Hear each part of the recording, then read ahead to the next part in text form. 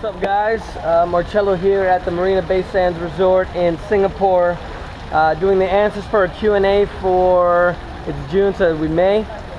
I wanted to go ahead and do a shot here because one of the readers asked to share something beautiful from the place that I'm at, and obviously here in Singapore this is one of the most amazing things to see. So get my questions out here. Hollywood Peg from Instagram asks, how does one get such a fabulous job like a world traveler? Am I rich? Definitely not rich. There's ways to travel where you don't actually need money. So if you know how to spend, you know how to save money, you can actually get pretty far on a pretty limited budget. How I've been getting a job like this, I have the travel website. I obviously have different streams of income. Primarily I day trade for my own account. We also have the Day Trading Academy where we teach people how to day trade. And then obviously I have a few other businesses and projects that I work with, like Wandering Trader, for example. The next question from Instagram, Melvin FNZ.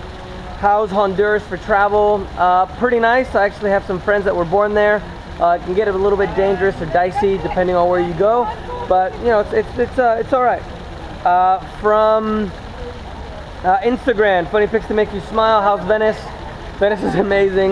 You know, anywhere in Italy, I think most people would agree, is incredible. We plan on going there probably in about a month and a half or so to do some day trading there. DEL Renee from Instagram asks, looking for best all-inclusive resorts that are also budget friendly. Husband and I have gone, but trying to let the whole experience. If you're looking for something really luxurious or nice on a limited budget, I'd recommend going to Asia.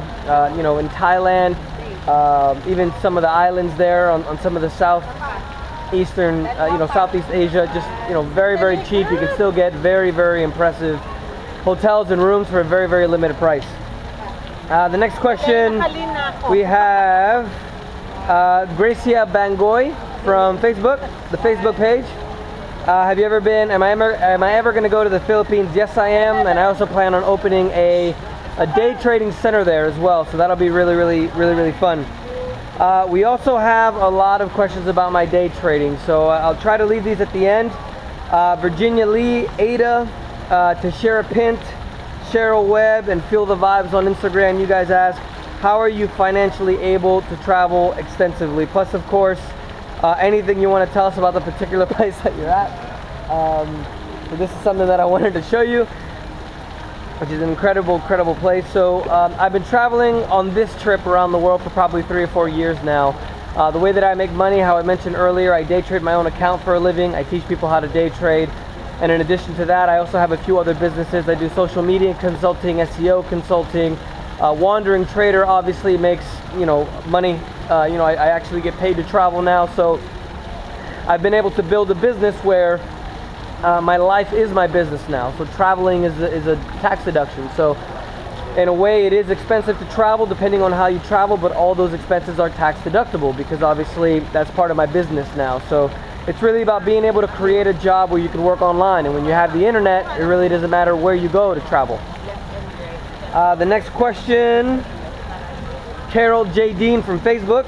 What's the most beautiful and exotic place you've been that no one has been before?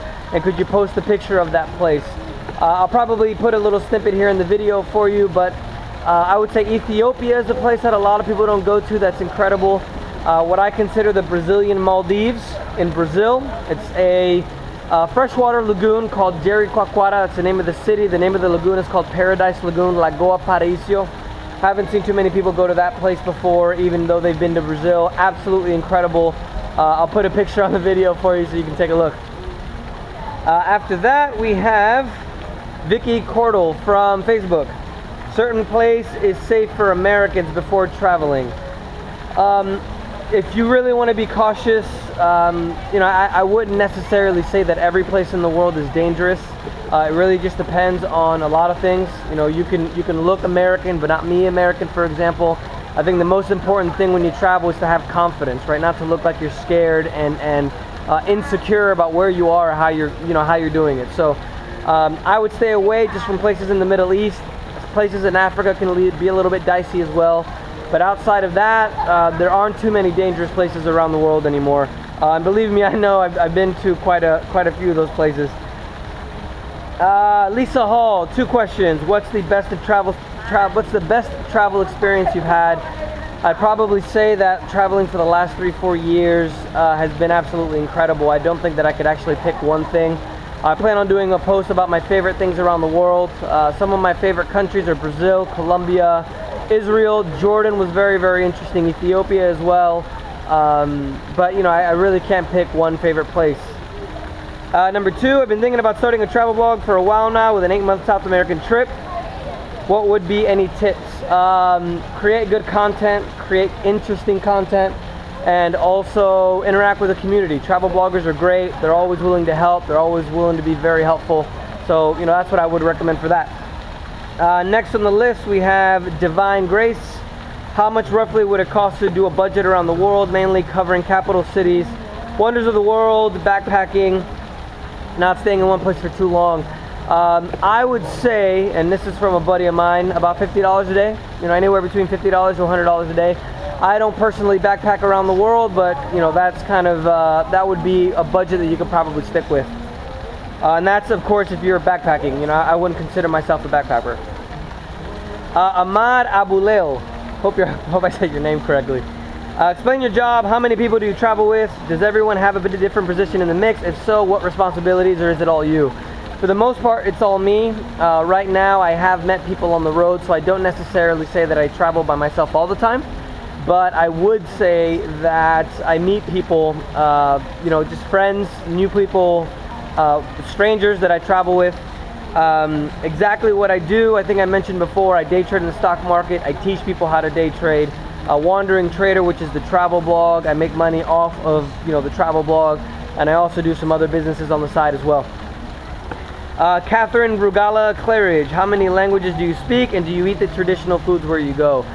I am always the kind of guy that would eat at the places where you shouldn't eat, you know, the little corner stands that don't look very clean. So I definitely try all of the traditional food because I love to eat.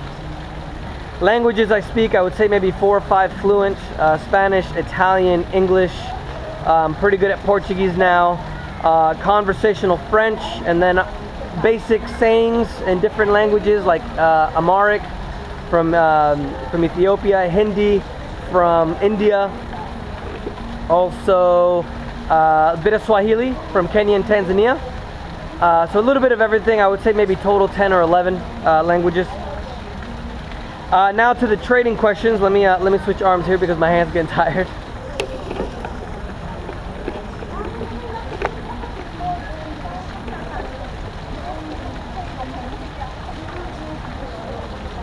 So the trading questions now.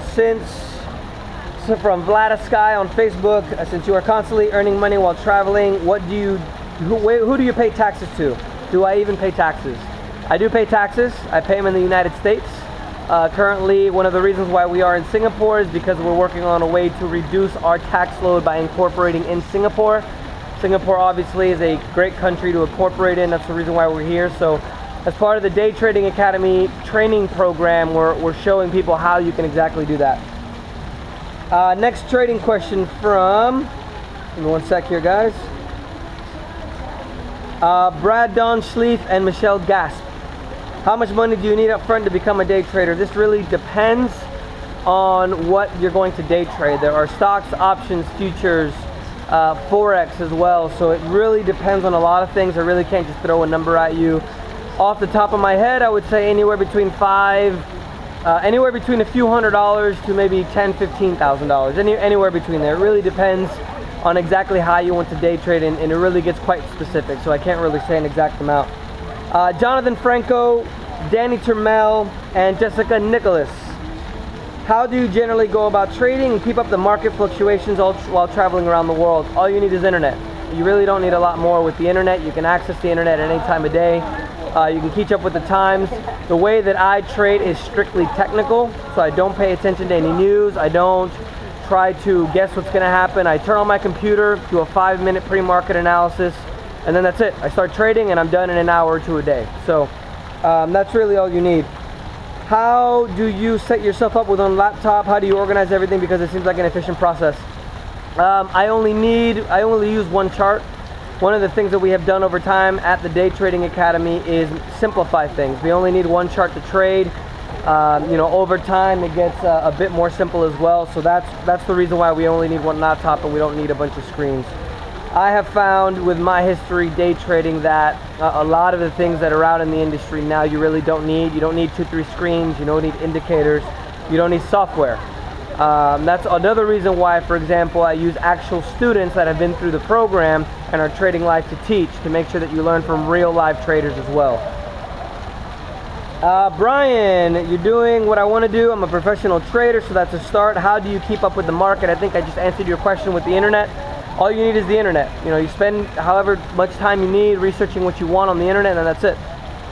As a day trader, that can't be easy. What's your process? My process day trading, we only trade about an hour to a day. I personally only trade about 5 to 15 days a month, right in that range. We have other guys who trade all day. We have other guys who trade for a few hours a day as well. But I think I answered your question about the pre-market analysis and everything in the previous question. So if you have any other questions, let me know. What types of good do I trade?